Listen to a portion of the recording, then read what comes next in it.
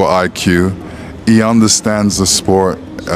He looks at it in a mental sense. He knows what he needs to do. Fight. Crawford gonna have to stay consistent and win out. Gonna have to get ahead and stay ahead. You know what I mean? And then also looming is the controversy. Can Crawford win a close decision? I could never win a close decision. Crawford has the same, but I just feel like Crawford's ring eye coordination is better, and he has more fire in the body left. He wants it more, in my opinion. Lennox Lewis says Terence Crawford can beat Canelo because boxing is a mental game, not just about size or power. He points out Crawford's sharp mind, quick feet, and ability to adjust to any style. Lewis argues that Canelo's size won't matter. Crawford's ring IQ is too high, and he can break down Canelo's style. In short, Lewis believes Crawford is smart enough to outthink and outfight Canelo. He's got incredible talent, incredible IQ.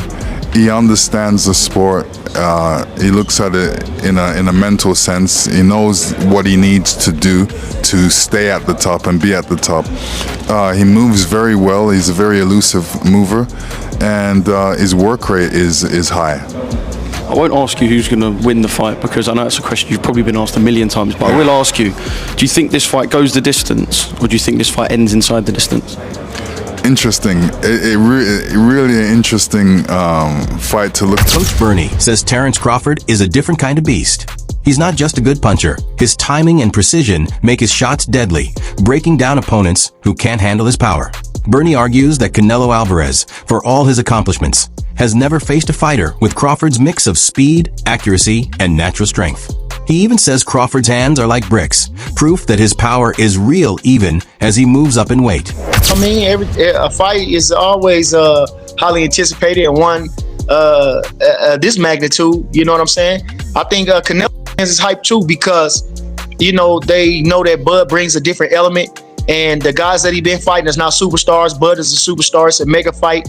It's an underdog fight, you know. And like I said, you know, I'm sure they anticipate, you know, he has trouble with movers and slick boxers and stuff like that. So they're trying to see how he deals with that, you know. Bud fans is, you know, understandable. You know, Canelo got the power, he got the experience, and, you know, he's one of the faces of boxing. And so, you know, it just breeds anticipation, you know, want to see somebody do something great. And I think that's what everybody mostly counting on. It's a lot of hate, though. A lot of people want to see us lose, and the real ones want to see us win. You know what I mean? But, you know, all in all, you know,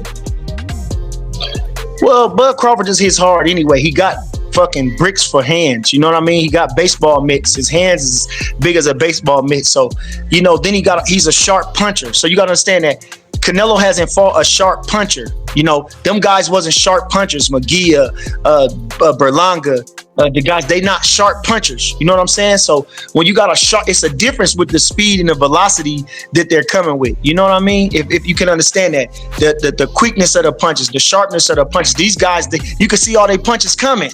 You ain't gonna be able to see all Bud punches coming. You ain't gonna be able to see his punches coming, for real. They have like one common opponent, Amir Khan? Yeah. Tell me, what do you think the difference is? Obviously, you've seen a highlight reel with you know, with Canelo. Amir Khan, who's been in the ring with both, says Crawford wants this fight more than Canelo.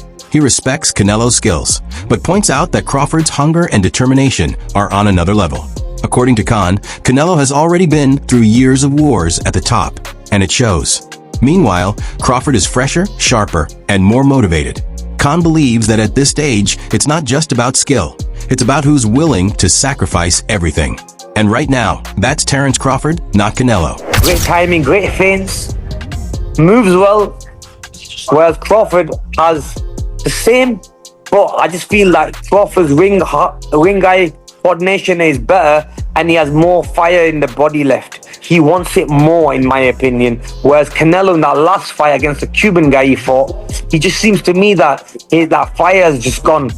Like, he was just getting the win and moving around and enjoying himself, which he can do, because at the end of the day, the guy, he's already cemented his legacy, so he can do that.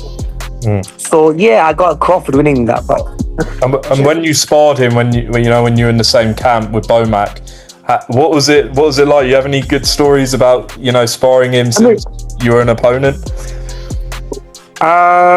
See, when I fought him as a fight, I didn't know what to expect. But then obviously, when I sparred with him, I would try different things to really, how would I be able to beat a guy like him?